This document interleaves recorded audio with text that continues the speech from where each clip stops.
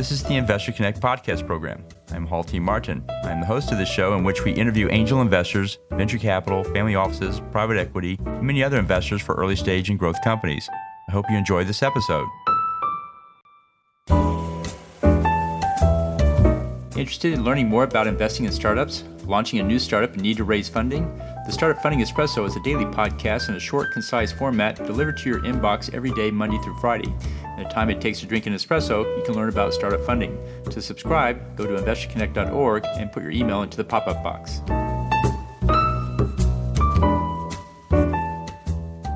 Well, hello, this is Hall Martin with Investor Connect. Today I'm here with Joe Edgar, founder of TenantCloud. TenantCloud is a cloud-based property management system which allows you to manage up to 75 units for free, accept and manage rental applications, store accounting, collect and track rent, manage visual maintenance requests, and get a personal listing website, and much more. Joe, thank you for joining us. Oh, my pleasure, Hall. Thanks for having me. Great. So what was your background before founding TenantCloud? I did have a bit of a real estate background. I bought my first investment property. I was about 14, grew up in Southern Oregon on a little reservation. And so, my father swung a hammer and my mother was a janitor, and they had 13 kids. So we were the labor force. So I definitely got my hands dirty in the real estate space, from everything from, fixing toilets to building foundations, doing electrical and roofing to, mopping floors and, what have you around the space. So I definitely did that, went to school, and really came into it from the venture capital side. As I went to school, I ended up in Texas with Governor Perry. And at the time, I'm sure you remember the Texas, the Technology Fund. So that was managed at the governor's office. And so I went in solely with a mission kind of to kill that fund, but ended up running a few funds out of the governor's office before we put that thing to bed. And then around that time, the President Obama had created another program that really didn't have any rules. And so it allowed me kind of a white paper, if you will, to create something very new. And that was in the venture capital space. And so just doing that and being part of venture capital and trying to manage a lot while I had rentals, I stumbled upon this problem that exists in the marketplace. So what led you to start work on this particular problem? I was really doing my MBA in New York, and I had properties at that time, mostly in Oregon, but here in Texas and some in southern Utah and Arizona area. And just trying to balance all of them. I mean, it's really hard to travel and see all these properties. And so, as I moved around, I left Oregon, I moved all my properties to a property management company. So that's pretty normal. You have a property manager, they'll charge you 50% when they place a tenant, or 100% of first month's rent when they place a tenant. And then anywhere between 30 to 50% of, gross rents. And then they'll mark up, any maintenance they do, 10 to 20%. So it's pretty standard. It's everywhere out there. So in cities that I couldn't be, then that's what I'd use. I'd use a property manager. But while I was in school, I got snagged in a couple of problems where we had to kind of fire the property managers. And in doing that, I had to find a way to manage them while, still going to school and doing a lot of other things. And so just having that issue, I'm like, man, I can't be the only one that has this. And so as I looked into the problem, I was very aware with the top property management software solutions that were available for property management companies, but nothing really for me that's kind of like a DIY. And so thinking myself was, just a pariah or an outlier. I didn't think too much of it until I dug in and I found out there are 15 million people just like me. It's one of the largest SMEs in the country, not to mention the world. And they manage 23 million rentals, and they house 63 million tenants. And so that's really what ultimately said, I gotta dig more into this, because I'm not the only one with this problem. Great. So what's your advice for people investing in this space? What do you tell them to do before they write that first check? What's nice about this space is everybody in one way or another touches real estate. So it is one where, after 2008 hit, there was sort of a slap in the face whiplash where nobody wanted to even hear the word real estate, nonetheless write a check to a startup that was trying to do tech for real estate. but everybody had touched real estate. And so what's nice among all the other technologies that are out there, this is one that a lot of people do, a lot of people relate to. So especially on this, now that it's hot and out there, but I do just tell any investors who are looking, definitely, venture out, learn, what the company's doing, and you'll find really fast how you can do it. And, get in there and support them by, even if you're only going to write a small check, definitely get involved in the early phases. Well, let's talk about the state of the sector itself. How is the industry evolving post-COVID? Where's it going from here? Yeah, I mean, COVID really helped the industry as a whole for real estate tech, and mostly it's because a lot of people, like I said, they were avoiding it for a long time, and then when your entire platform is to designed to help landlords be remote, when COVID happened, they have to be remote, and all of a sudden you're there to solve that problem. So a lot of people went online that would have taken, many years. And real estate was one of the slowest to adapt to technology. And so that really moved them into kind of a technology platform. And so it's been really good on that front. And you're only going to see it move more and more. I mean, like I said, back in 2018, it got hit really hard. So there was no such thing as real estate tech when we started. And so that was the early part of 2015. I came up with the idea, and we didn't really launch till 2016. And in those times, if you were doing anything in real estate, you were really just out there without an industry specific. You had to really kind of explain it to every investor. And then 2018, you start to see a couple of groups come out looking for things. A lot of those were from Yardi, RealPage, and Zillow acquisitions, where there was some interest starting to spark. And by 2019 and 20 is really when these funds just started popping up. And so you had this real estate tech term and property tech, be realized. And so that's really, helped the industry, if you will, as a whole, just because now there are investors, there are people who focus just on it, and they are realizing just how big it is. Real estate touches everything. There's different types. You have commercial, industrial, residential, you have apartment, condo related, you have retail. Those are just the different segments. And then you break those into it, and you have, smart devices, you have materials that you're going to buy, you have supply chains, you have contractor issues. Then you have all the money that goes in and out of all those transactions. So you have transactions. And then anytime there's real estate, there's contracts everywhere. So you got legal platforms, processing, and then you just have a lot of people. So then you have these management tools. And so those are all just different segments that are in and around the industry of real estate. And so how is it growing coming out of COVID? It appears to be doing quite well, but do you have any numbers?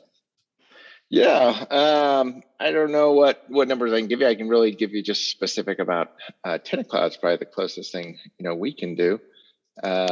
We had in 2018 we brought on a great partner, Keller Williams. Really, it was led by Gary Keller, the founder of Keller Williams. He's both an investor, and we worked with them to kind of build some software. And so that was great. And during the start of COVID, we kind of had ended our direct relationship as we finished the software we were doing for them, and we handed that over. So that was, for us, our first time to go stand out all on our own without, a big partner contract or anything like that. And, so in 2018, we did about $1 million in revenue. 2019, we did just under 3 million. And then last year we closed at over 6 million. And then, we've just been going from that. So, this year we're probably going to push around the 12 million mark. And so, COVID has definitely helped educate those. What's been very fortunate about our company is we really haven't raised that much money. And a lot of that is because, we've been savvy, but it's the cost savings is directly related to our marketing. We don't do much marketing. We've been very fortunate in how that grows. And so, as an industry as a whole, to kind of get to that point to where there's a name that exists out there that's growing fast enough is a lot in regards to, eyeballs looking for it. And so it's always good to be a product where people are looking for it because it saves you on marketing costs. So what are the challenges in the space today? That's still a challenge. Even to say we have a lot of users coming in, there's still the challenge of the CAC. The cost of acquiring a customer, it's a very fragmented market. There's 15 million of them. Less than 1 million right now use a software solution. And so that's definitely one still getting out there. You want to be visible above all your competitors, but as a market, we really want to just knock it out of the park. And there's still some challenges there to get in front of the users. There's also the challenge. Our space is fairly new as a fintech, industry, if you will. And when I say that, I mean, our competitive space, we are specifically focused on the smaller single family rentals. And so all of our competitors, that's really our sweet spot.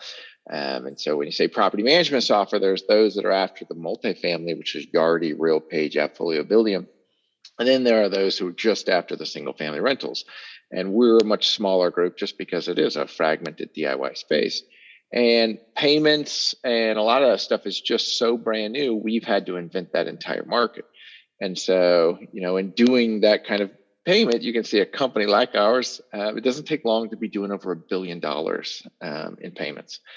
And so when you move that kind of money in those large transactions versus an e-commerce site that maybe sells $20, $30 a user, our average is $1,200 because it's rent. And so we deal with a tremendous amount of fraud, and you really have to build those tools in because there aren't other companies out there able to help you.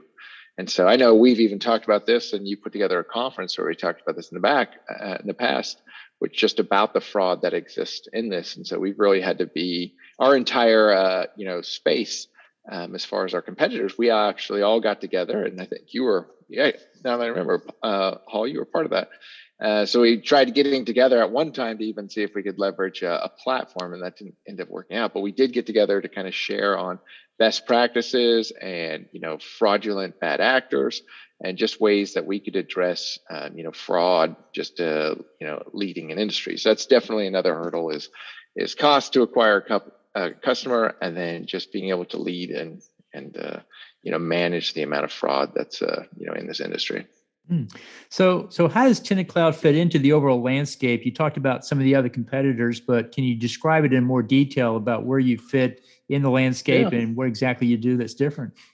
Yeah, for sure. So to give a little sense of the landscape that is out there, there aren't many of us left. It has been a wild ride on the deeper financing side over the last 12 months. But we had a competitor on the West Coast that had raised 20 million, Cozy.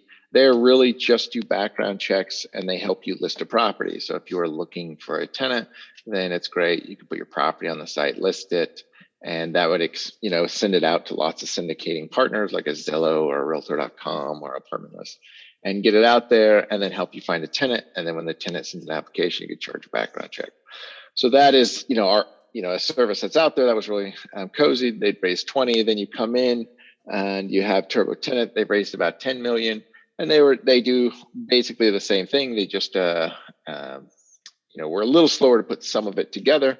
But they've now raised some funds to kind of put that together. And then you go in a little farther into Salt Lake, you had Rentler. And Rentler was doing the same exact thing. They just had on top of it that they would list the properties on their own site as well. And so they had their own listing service. And then you go into Chicago, and they would do that, and then also have some basic payments that can go on top of there, and some lease agreements. And so then you go down to us in Texas, and what we were is a full end-to-end solution. And so not only do we do everything I just talked about by our competitors, but we have a tenant, a service professional, an owner, if it's a property manager, and then a property manager or a landlord portal. So each one's unique and different. There's a native app for both iOS and Android. And not only do we allow them to sign their lease agreement, to look for rentals, to find each other, to communicate, to send maintenance requests with a picture and a video, but then by networking them all together, we make the accounting automated. And by automating accounting, it means if you're a DIY landlord, you may get something from your tenant, you hit, find a pro, and you can find lots of service professionals, schedule them. The tenant and the service professional are now going to talk to each other, and you can have access to all the communication, but they're not going to bother you. They're going to figure out the best time they're going to fix it. He sends you an invoice. Tenant shows that the picture, it's fixed. You pay it right there. And you don't have to keep track of any of that accounting. At the end of the year, you want your Schedule E, you just hit a button and it produces a Schedule E for you. And then the tenant, they set up a lease, they sign it, and automatically invoices them every month. It manages all the late fees automatically. So having a solution that is full end to end and really helps make rental accounting and management easy is really important. It's been where we kind of differentiate ourselves. And so there's product that is out there that's very different. But where we really stand different is all of our competitors have raised at least 10 million. We've only raised about 2. We hit break even about 12 months ago. And we've been net positive ever since then. It's really about how we go after our customers. We have a very unique cycle of how we bring our customers offerings and how we bring them different leads and really to lower the cost of bringing a customer. But what's even bigger in that market is now Cozy got acquired by CoStar. The brand's almost gone. So that happened about 1.5 years ago. Avail just got acquired by Realtor.com. So Cozy's was at about an 11x multiple on revenue. Avail was just over 12x. And that was just at the end of last year. And so there aren't many. And then we acquired Rentler about 2 years ago. And so now there's really just 2 of us left in this small fragmented space. And so you can imagine what's been going on. It's been crazy offers, private equity firms coming everywhere. So we're about to close a new round of financing, of which we're going to be wrapped into it is another acquisition of ours that should close this Friday, but put the whole transaction at well over 110 million. But that's kind of the changes that have happened kind of in our industry segment. Well, that's great. Sound like you're doing quite well with it, and congratulations on that. In the last few minutes that we have here, what else should we cover that we haven't? I think there's, definitely some interesting things happening in the market that are worth, noting about. I write in Forbes. I write a monthly piece in there, and I just barely published that one. And fun pieces are just what's happening in single family rentals as a whole. I mean, the industry has just gone crazy. I started off saying I live in Austin. 10 years ago, I moved into this and all the houses were around $250,000. And we thought that was outrageous at the time. And, our neighbor just sold their house at $1 million at $40,000 over asking in 4 days.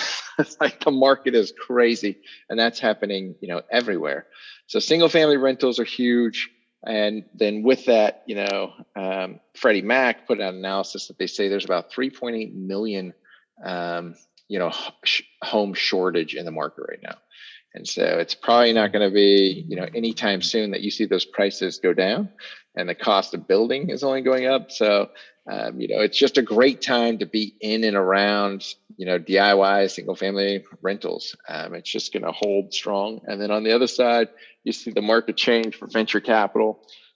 I know, when you change interest rates, private equity firms, because they partially use debt, they adapt faster than venture capital, which don't use any debt. They just raise funds. And so, they're a little more lagged. But what's unique is, I think, back in my day, I helped with U.S. Treasury when they came out with the SSBCI, which is a venture capital program that was a total of $1.5 billion for all 50 states. And they have recently just refunded that. So this is part of the last round of funding that came out of the White House. And this one has slated $10 billion for venture capital. So as much as you see prices on startups that are, focused on the real estate space increase by large multiples, you see single family rentals themselves actually increase by vast multiples. But now you see there's quite a bit of funding to, take us into the future. And so it does, it's out there. There will be a tremendous amount of growth in real estate tech and, real estate itself and all around that, is just going to be substantial. It's kind of an interesting segment to watch, and it definitely will be interesting over the next couple of years. Well, that's a great place to be. It sounds like everything is bright for the future there. How best for listeners to get back in touch with you? Yeah, you can just find me. I'm on Twitter. So easily direct message me, and I respond pretty fast, but pretty accessible. Great. We'll put that in the show notes. I want to thank you for joining us today and hope to have you back for a follow-up soon. Awesome. Thanks, all.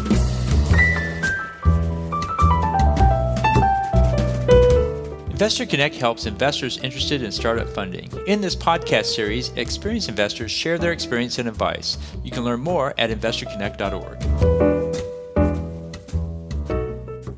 Paul T. Martin is the director of Investor Connect, which is a 501c3 nonprofit dedicated to the education of investors for early stage funding. All opinions expressed by Hall and podcast guests are solely their own opinions and do not reflect the opinion of Investor Connect. This podcast is for informational purposes only and should not be relied upon as a basis for investment decisions.